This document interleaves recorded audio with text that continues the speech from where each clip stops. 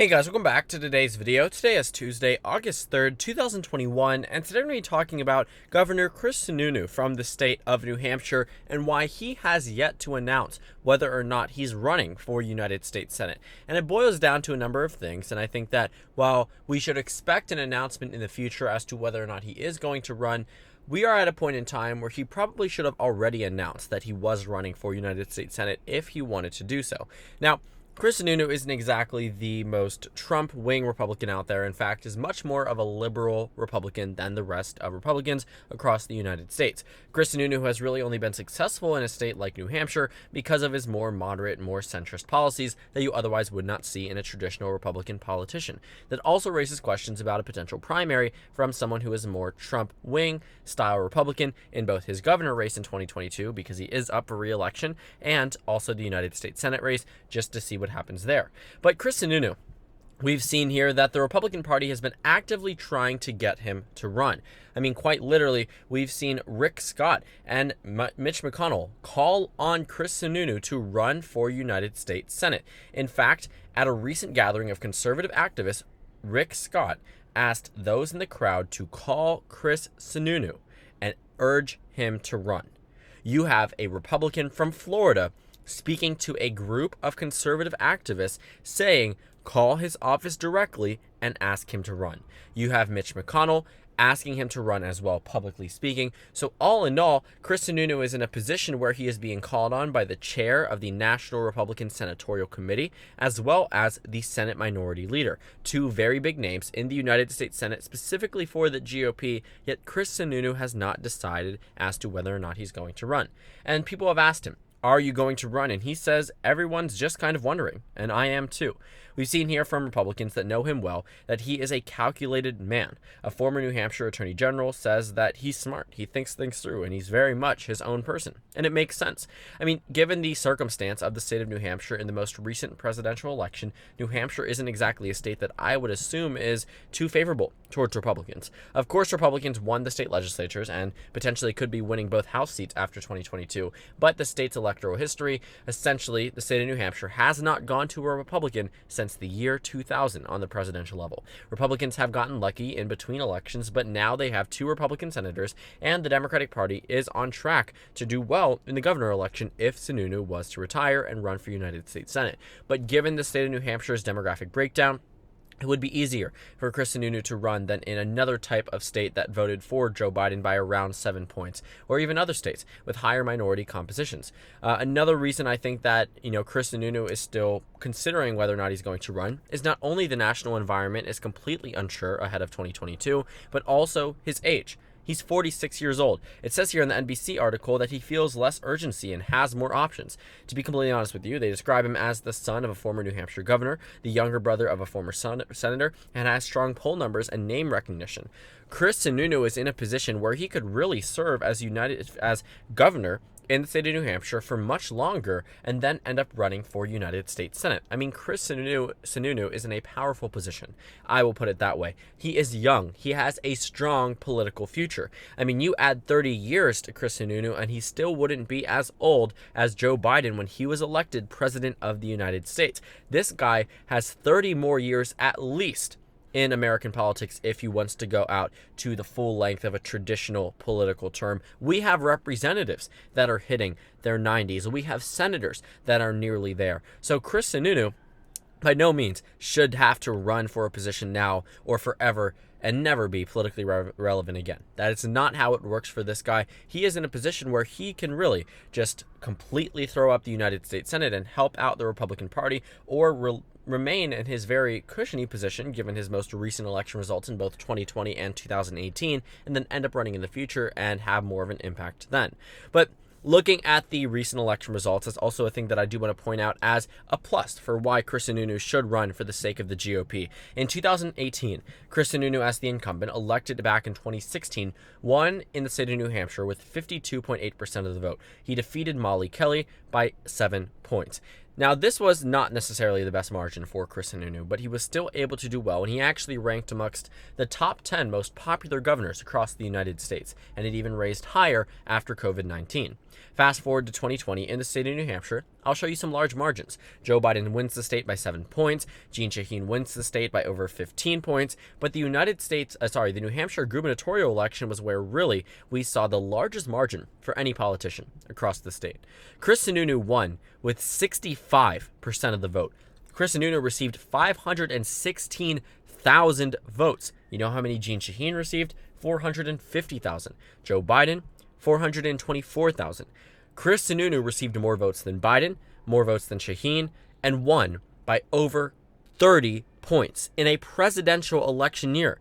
2 years prior, he won by just 7 points. So his popularity, as you can assume, has dramatically risen, and he is the best performing Republican when it comes down to polling numbers between Chris Sununu and Maggie Hassan. Now, there have been polls that show Maggie Hassan defeating a generic Republican, have been defeating Kelly Ayotte, have been defeating other types of Republicans, but Chris Sununu is the one Republican where you start to see that Sununu has the advantage over Maggie Hassan. But I will say that Chris Sununu has yet to take any national positions. He may be the best Republican in this position, but that doesn't mean he's on a pathway to victory as it stands now. While the numbers show that Sununu is ahead, I want you to understand that Sununu is by no means a national figure. This is very different than a traditional type of Senate race between two people that have been eyeing up for this race and been serving in Congress for quite some time now. This is not some type of position between David Perdue and Jon Ossoff, two figures that were nationally known for either a House special election or serving in the United States Senate, or Kelly Loeffler and Raphael Warnock, who were vying just for the Senate position. Chris Sununu's former campaigns have circled and revolved around the state of New Hampshire. For the Senate election, it's going to revolve around the nation, because this one Senate seat truly could make or break the Democratic majority, as we now know. Looking at the projection that I have in New Hampshire, I expect it to narrowly go to Maggie Hassan. I think that she will be okay in this race. Do I think that she was going to win by a large margin? No. Do I think that she would be able to easily defeat Chris Sununu or really any other type of Republican? Probably not, depending on the Republican. And based off of those who have announced or potentially could be announcing, I will say that she probably isn't going to win by a safe margin, maybe a likely margin if she's in a good position. But lean seems to be where I am personally most comfortable characterizing the race. Because Chris Sununu has not taken any national positions, the fact he's only ahead by most 6 and a low point of 1, most recently 1, shows me that despite Sununu not having to take more polarizing positions because he has not announced his bid for United States Senate, tells me almost everything I need to know. Because once he starts to get into those debates, and once he has to pander towards many different groups across the state, where it isn't just running for New Hampshire governor, where what he is doing is limited to reaching New Hampshire residents and New Hampshire residents only, as a senator, his votes could decide multiple nominations. His votes could decide multiple bills, and his seat could decide the Senate majority in 2022. So there's a lot more at stake for the nationwide composition of the United States Senate than there is if Chris Sununu is reelected as New Hampshire governor. I don't know why I keep saying United States when I'm referring to just the state of New Hampshire. I apologize for that, but I just want to point it out. But this article is not wrong. Republicans are desperate for him to run, because when you take a look at the New Hampshire Senate races, I don't believe that they have it updated. One thing that you might know, we can actually see here, I believe they will have shown us the numbers here. Maggie Hassan defeats everybody else. She defeats Kelly Ayotte, Doug Baldock. She doesn't really have much of an opponent in terms of this Senate race because she's starting out in a powerful position. And the polls were actually pretty spot on back in 2020. They predicted that Joe Biden would win by 7 points. He won by 7 points. It was pretty accurate, and I would say that they have given us good estimations, especially the University of New Hampshire, giving us an understanding of where the Senate race is. While in July, a year and a quarter before the actual election occurs, still provides some pretty good insight as to which nominee for the Republican Party would be the best performing one, and it's exactly what we expected. But I will say that the GOP is scrambling at this point, because even Kelly Ayotte, who loses to Maggie Hassan by an understandable 4%, hasn't even announced that she's running for United States Senate. Their only Republican announced is this guy who loses by 10 points already.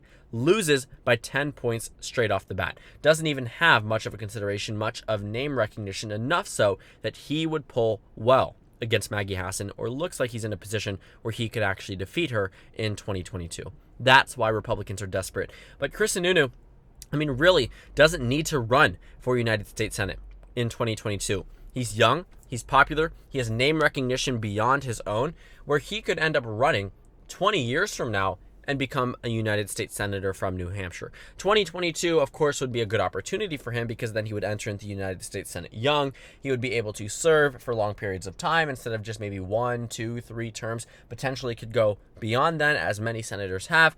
Sununu has a strong political future. He has the capability to be in a position where he is running New Hampshire politics for a long time. Right? He could rotate positions. This has happened in a state such as Hawaii, where you have seen the same 6, 7 people elected to the House, elected as governor, elected to the Senate, elected as attorney general, elected in other statewide positions, elected in another House district other than their own, because there's 2 in the state of Hawaii. I mean, all around, there is just plenty of opportunities for Chris Sununu to just rotate throughout positions in the state of New Hampshire, where he could become a senator, he could become a representative, he could become the governor again, and he pretty much is just going to remain popular as long as he's able to uphold the image that has been portrayed to the electorate for quite some time now. Because this one person, quite literally, could decide the Senate majority. Because in this instance, right, let's take a look at the 2020 election results in the state of, not necessarily New Hampshire, but across the nation, right?